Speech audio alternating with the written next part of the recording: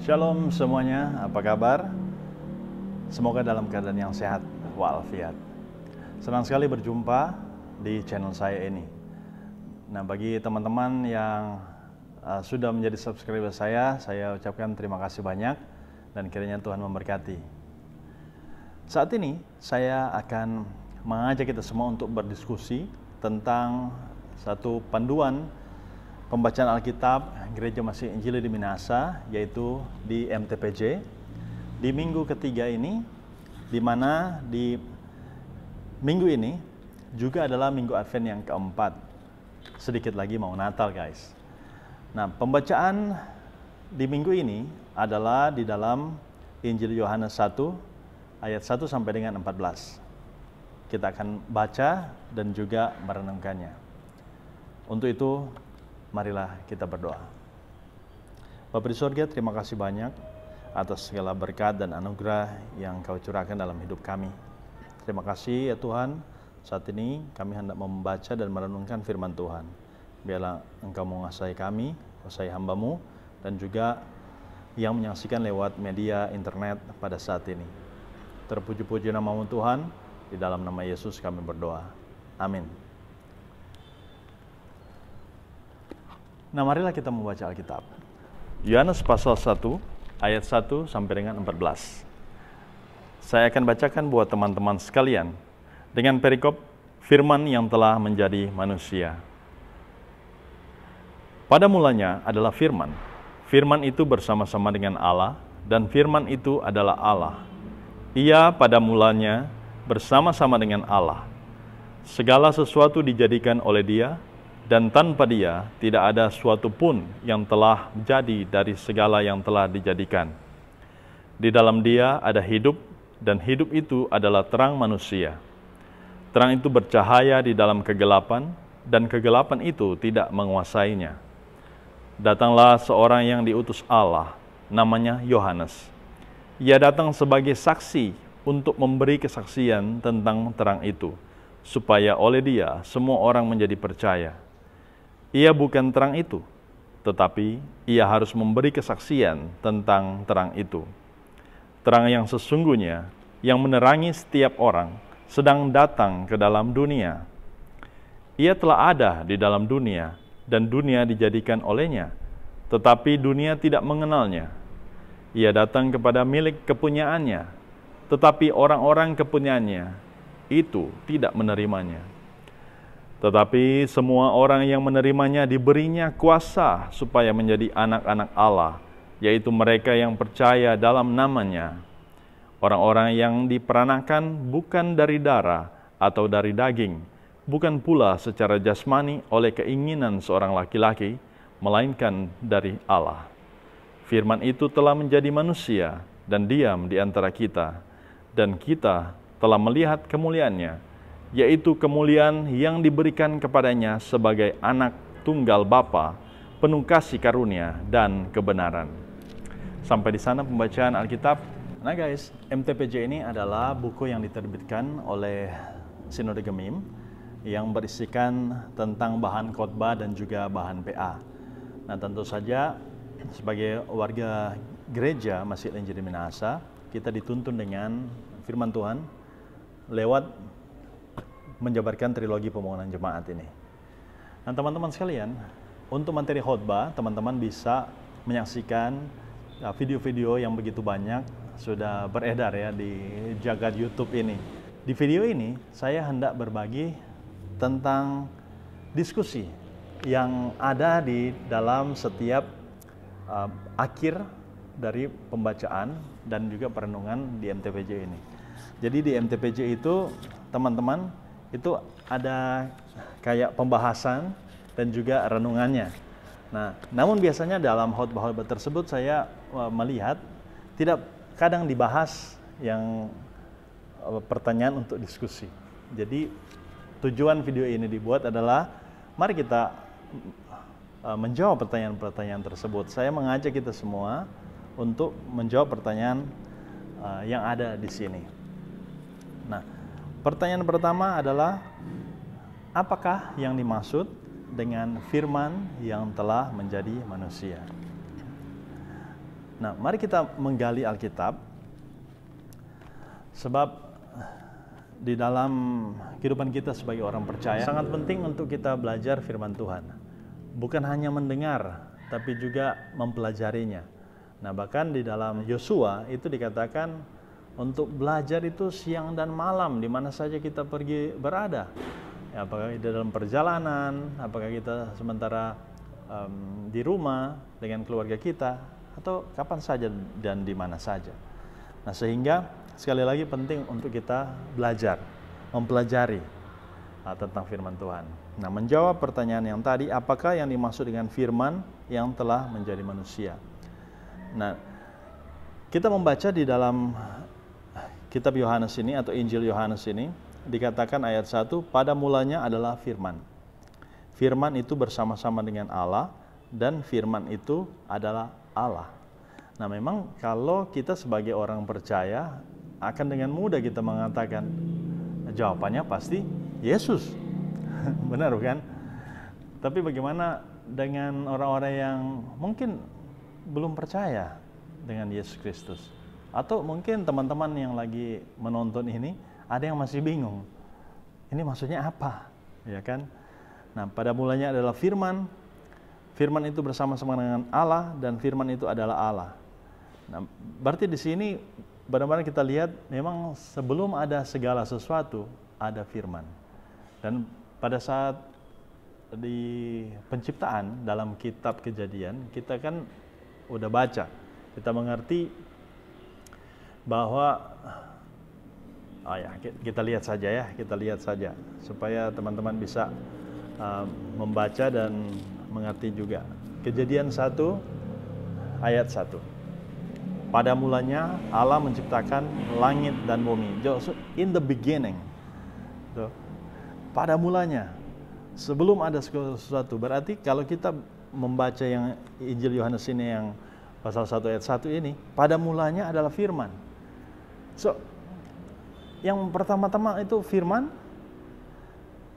dan sebelum firman itu tidak ada apa-apa, tidak ada. Jadi memang pada mulanya, berarti firman itu adalah Allah sendiri, ya kan? Allah sendiri. Firman itu bersama-sama dengan Allah, dan firman itu adalah Allah. Sudah lebih jelas. Jadi untuk mengerti pertanyaan ini, maka kita pun harus mengerti, harus tahu persis siapa yang pertama itu. Yang pertama, pada mulanya, the first thing, in the beginning, God. Pada mulanya adalah Tuhan. Nah, dalam pembacaan Alkitab yang lain juga, itu kita melihat bahwa Yesus pernah mengatakan, I am the Alpha and the Omega, the first and the last. Aku adalah Alpha dan Omega, yang awal dan yang akhir. Nah, kalau kita membaca hal itu, maka dan kita menyatukan ini ayat-ayat ini, maka kita bisa mengerti, yes, yang dimaksud dengan pada mulanya adalah firman, benar firman itu adalah Allah, berarti itu Yesus sendiri. Nah, jadi apa yang dimaksud dengan firman yang telah menjadi manusia? Nah, jadi masa perjanjian lama, masa di mana para nabi, raja, hakim-hakim, ya, dan orang-orang yang diutus, itu Allah berfirman melalui mereka, dan orang-orang ini yang dipilih Allah secara khusus menyampaikannya kepada bangsa Israel. Di perjanjian lama ya kita baca seperti itu. Nah, di perjanjian baru, terlebih kalau kita membaca hal di dalam Yohanes ini dan juga kitab Injil yang lain, maka kita lihat bahwa untuk menggenapi nubuatan-nubuatan para nabi di perjanjian lama. Contohnya kita lihat ya di Mika 5 ayat 1 dikatakan, tetapi engkau hai Betlehem Efratah, hai yang terkecil di antara kaum-kaum Yehuda, daripadamu akan bangkit bagiku seorang yang akan memerintah Israel, yang permulaannya sudah sejak purbakala, sejak dahulu kala. Siapa itu, teman-teman? Ya, Yesus. Nah, dan digenapi di dalam diri Yesus. Yesus muncul dari tunas Isai. Isai itu ayahnya Daud, ya, raja itu. Nah, dan dari keturunan Daud lah muncul Yesus Kristus. Nah, apa yang dimaksud dengan firman yang telah menjadi manusia? Bahwa Yesus lahir menjadi manusia. Yesus ada di dunia ini menjadi serupa dengan manusia. Itu sangat powerful ya, kalau boleh kita pikirkan bersama, bahwa dia adalah Allah yang menciptakan segala sesuatu. Bahkan tanpa kita pun, he's gonna be alright, right? Dia, maksudnya tidak ada satu keharusan untuk kita ada di dunia ini. Yet, he said, karena begitu besar kasih Allah akan dunia ini, sehingga ia mengaruniakan anaknya yang tunggal, supaya barang siapa yang percaya padanya tidak binasa, melainkan beroleh hidup yang kekal. Nah, jadi teman-teman sekalian, so powerful, sangat luar biasa sekali kita kalau kita mau belajar firman Tuhan, ya, bahwa dia adalah Allah yang menciptakan langit dan bumi, tapi dia mau datang ke dunia ini untuk siapa? Teman-teman dan saya. Supaya dosa kita ditebus, guys, dan kita beroleh hidup yang kekal bagi siapa yang percaya padanya dan juga melakukan apa yang dikehendakinya. Jadi sudah jelas ya bahwa pertanyaan yang ini, yang dimaksud dengan firman yang telah menjadi manusia adalah Yesus sendiri. Nah, Yesus sendiri. Nah, kita lanjut ke pertanyaan nomor 2. Bagaimana sikap gereja memberikan penyadaran terhadap kesombongan dan keangkuhan manusia? Nah, dalam pembacaan kita ya, kita bisa melihat bahwa ya, kalau kita baca di sini ayat 10. Ia telah ada di dalam dunia dan dunia dijadikan olehnya, tetapi dunia tidak mengenalnya. Poin 1. Ia datang kepada milik kepunyaannya, tetapi orang-orang kepunyaannya itu tidak menerimanya.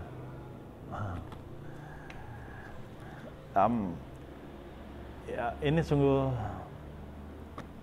memang ya, coba kita bayangkan diri kita ada di tengah-tengah bangsa Israel yang dahulu memang sejak dinubuatkan akan datang pembebas, ya kan? Akan datang Mesias. Nah, yang mereka pikirkan adalah datang dengan gagah perkasa, dengan kereta berkuda, sebagai panglima besar tentara kerajaan Allah, maybe. Untuk apa? Untuk menumpas bangsa Romawi yang pada saat itu menjajah mereka. Dan ketika dia datang, orang mendengar lewat Yohanes Pembaptis bahwa akan datang juru selamat. Maka itu bertobatlah kalian, itu dikatakan Yohanes Pembaptis. Dan ketika Yesus muncul dan Yesus dibaptis oleh Yohanes Pembaptis, maka dari situlah digenapi dan dimunculkan inilah Mesias yang akan datang itu. Dan ketika mereka melihat ini Yesus yang dari Nazaret itu, kamu kan anak tukang kayu, mana mungkin kamu ini Mesias, kan? Dan mereka menolaknya. Seperti dalam pembacaan ini, mereka menolaknya.